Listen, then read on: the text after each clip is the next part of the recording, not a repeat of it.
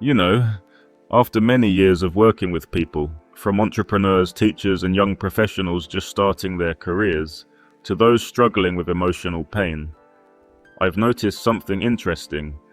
Almost everyone asks me about happiness, not the loud, explosive kind of happiness, not excitement or euphoria, but that quiet, steady kind of peace. The kind of happiness that feels like it slips through your fingers no matter how hard you chase it. One day, one of my patients, a man in his 50s who had been through a lot, looked at me and said, "Doc, I have a house, money, a good job. So why do I still feel empty?"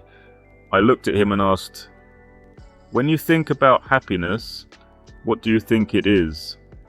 He paused, then he gave a sad little smile. "I'm not sure anymore. Maybe I never really understood what happiness meant."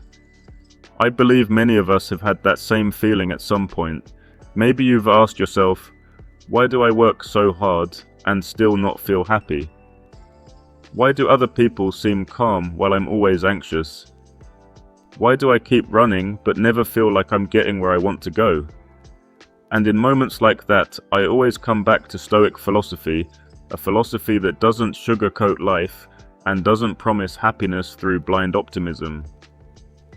The Stoics teach a very different kind of happiness, a happiness that comes from inner control, from wisdom, from living in harmony with yourself. To the Stoics, happiness isn't a destination, it's a state of mind, a conscious choice, a way of living. Imagine this, you're standing in the middle of a busy Manhattan street. Everything around you is loud, chaotic, and rushed. Yet right in the middle of all that noise, you feel a small point of stillness inside, like a tiny candle in a dark room. No matter what happens around you, that candle doesn't go out. That's the happiness the Stoics talk about. Not loud, not flashy, not dependent on circumstances or other people. Happiness that comes from within. Marcus Aurelius once wrote, "The person who seeks happiness outside himself puts his soul in someone else's hands." And he was right. Today we're taught that happiness comes from getting more money, more recognition, more achievements, more possessions.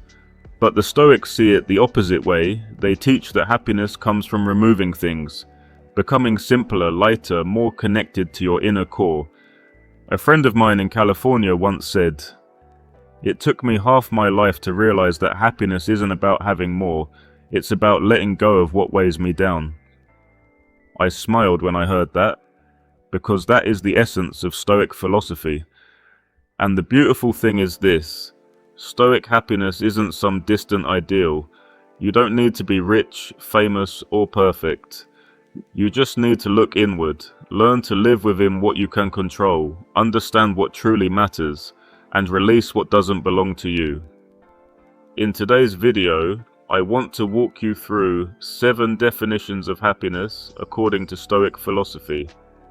These aren't complicated theories, they're practical, real-life perspectives you can use in your daily life, your work, your relationships. We'll talk about the happiness of inner control, the happiness of letting go of expectations, the happiness of contentment, calmness, presence, and living according to your values. And there's one thing I want you to remember throughout this journey. True happiness isn't a feeling, it's a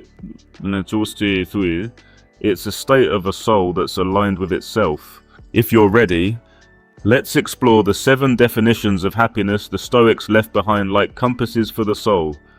Not to transform your life overnight, but to plant a seed of peace inside you.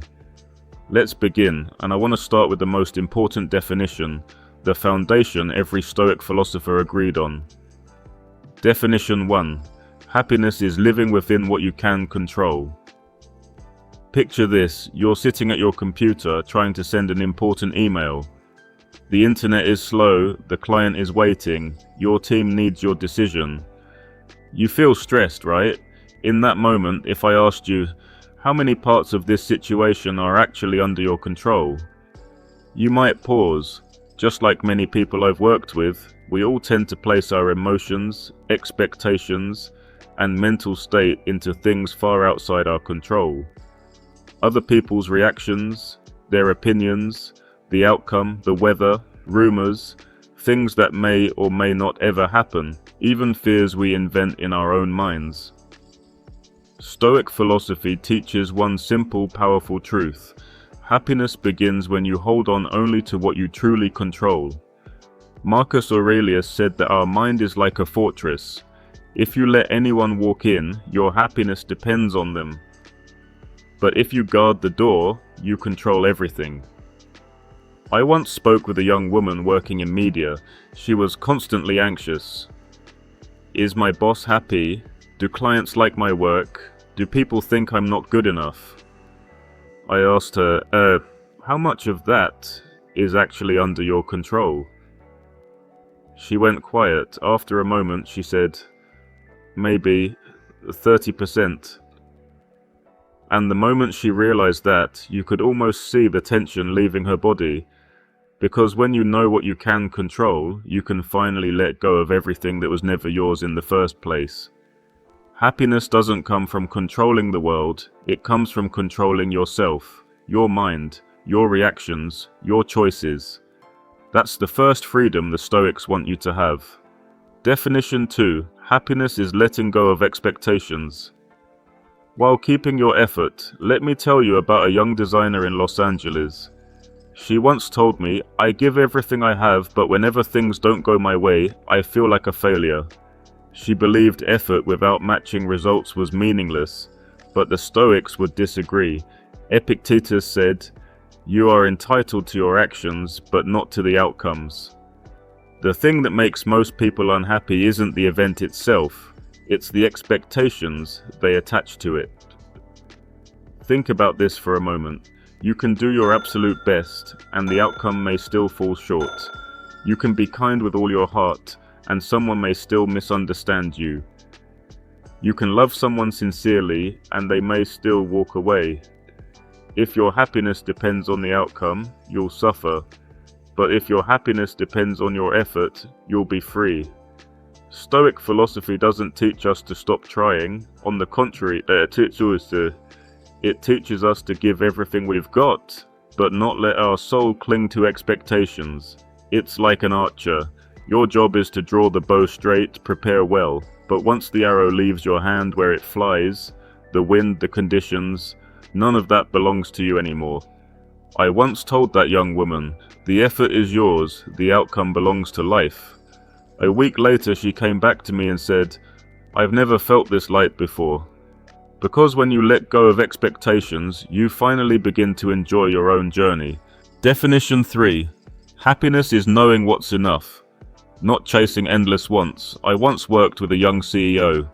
He had everything people dream of, a successful startup, a high income, respect from everyone around him, a luxury apartment right in the city centre. But he looked at me with a tired smile and said, I don't know why, but nothing feels like enough. I looked at him and asked, how much is enough for you? He shook his head and laughed softly. I have no idea. And that's the problem for so many people today. Stoic philosophy says uncontrolled desire is like chasing your own shadow. The more you chase it, the faster it runs. The more you own, the more you realize you want even more. Seneca once wrote, no one is more poor than the person who never knows what enough means. The Stoics aren't against growth or ambition. They simply remind us that happiness doesn't come from accumulation. It comes from understanding the limits of desire. One day I asked that CEO, if tomorrow you woke up with double everything you have today, do you think you'd be happier? He sat in silence for a long time. Finally he said, probably not. That was the moment he began to understand. Happiness isn't in what we want more of, it's in what we already have. But forgot to appreciate knowing what's enough doesn't mean giving up. It means stepping off the endless treadmill so you still have energy left to actually live. Definition 4. Happiness is mastering your emotions, not letting them control you. Let's be honest for a second. Have you ever lost your temper over something tiny? A rude email, a careless comment, a misunderstanding, a small mistake. I once met a very successful man who told me he felt like he was always being controlled by his emotions. He said, "All it takes is one wrong sentence from someone and I explode. I know I shouldn't, but I can't control it." The Stoics don't teach you to be emotionless. They don't tell you to pretend to be strong. They teach you to observe your emotions instead of being swept away by them like a raging current. Marcus Aurelius reminded himself every day, "This is just an emotion, not the truth." I once taught that man a very small exercise. Every time an emotion surges, pause for 10 seconds, just 10 seconds, and ask yourself, is this emotion actually useful to me? When I saw him again later, he said, "Those 10 seconds saved my entire life." Happiness isn't the absence of emotion. Happiness is the ability to steer your emotions instead of letting them drive you somewhere you don't want to go. When you master yourself, you master your life. We've now covered 4 powerful definitions, each one a foundational block of inner peace. Now I want to walk with you into the last 3 definitions, the deepest layers of Stoic happiness. These are the layers that, once you touch them, make life feel so much lighter. Definition 5. Happiness is living in alignment with your values. I once met a successful woman working in healthcare. On paper, her life was perfect, great income, respected by her peers, a loving family. But she told me, "Something inside me doesn't feel right. I'm doing so much, but I don't feel at peace." After a few sessions, we uncovered the root of that unease. She was living according to everyone else's expectations, her colleagues, her family's, societies, but not her own. She said, "I've always wanted to do more meaningful work for the community, but I'm scared that if I change careers, people will think I've lost my mind."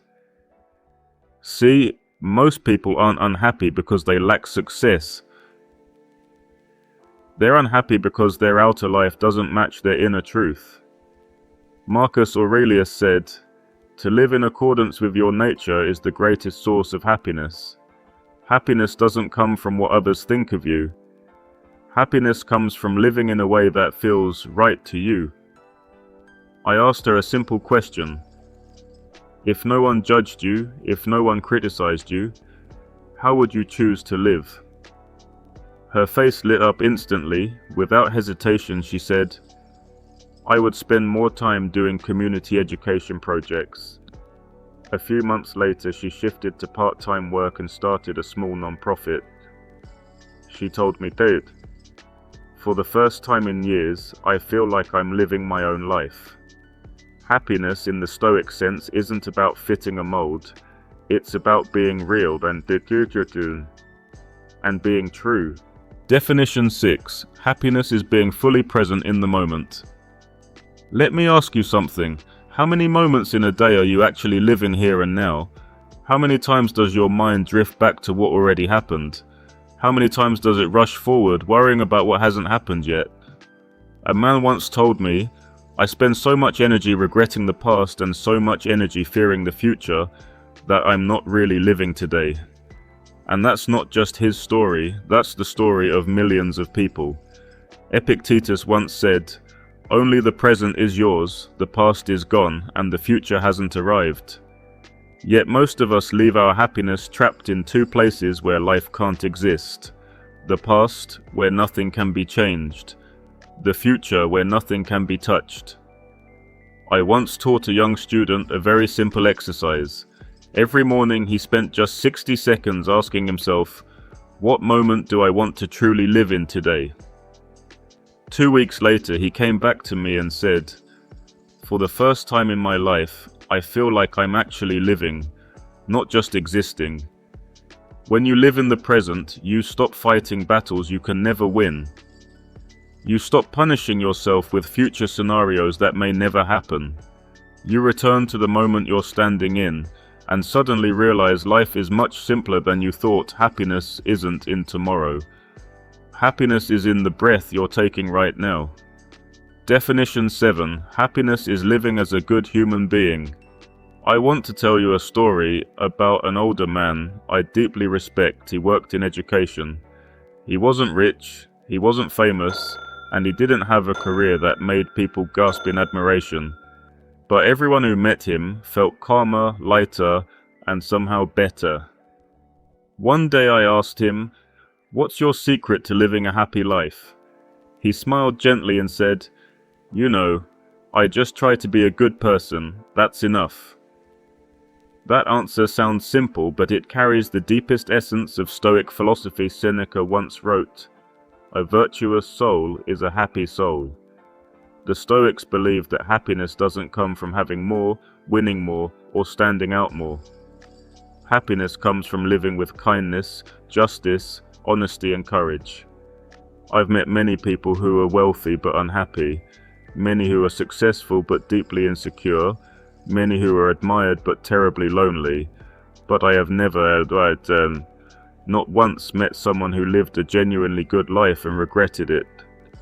When you live as a good human being, you sleep better, you breathe easier, you fear less, you trust yourself more, and others trust you too. Kindness isn't weakness, it's strength. The kind no power or money can buy. The Stoics believe that a person who lives by their moral compass, no matter how chaotic life becomes, carries a quiet flame of peace within, and that is the highest form of happiness. The last three definitions of happiness we explored are the deepest layers of the inner home. Living your values. Foundation of your identity. Living in the present. The breath of the spirit, living with virtue, the peak of lasting happiness. The Stoics didn't build happiness with money, achievements, or recognition. They built it from within, by becoming aligned, steady, and true. And once you reach these layers, you start to understand something beautiful. Happiness isn't something you go out and find. Happiness is something you create every single day, by the way you choose to live. And now, we've walked through all 7 definitions of happiness in Stoic philosophy. If you look closely, they all share one simple but profound truth. Happiness is not something that happens to you. Happiness is something you create through the way you live each day. The Stoics didn't chase a perfect life. They didn't run from pain or hide from hardship. They simply asked themselves one question every single day.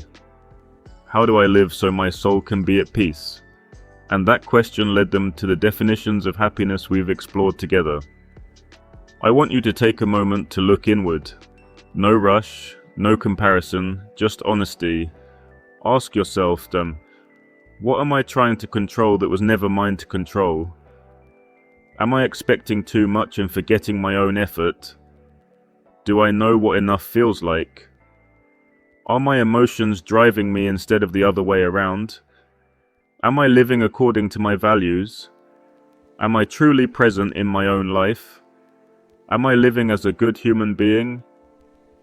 Every one of these questions opens a doorway to a stronger, wiser version of you. And what I love most about Stoic philosophy is this. No one is asked to be perfect. You are only asked to improve a little each day. Marcus Aurelius, emperor, warrior, philosopher, also lost his way, also grew angry, also felt fear.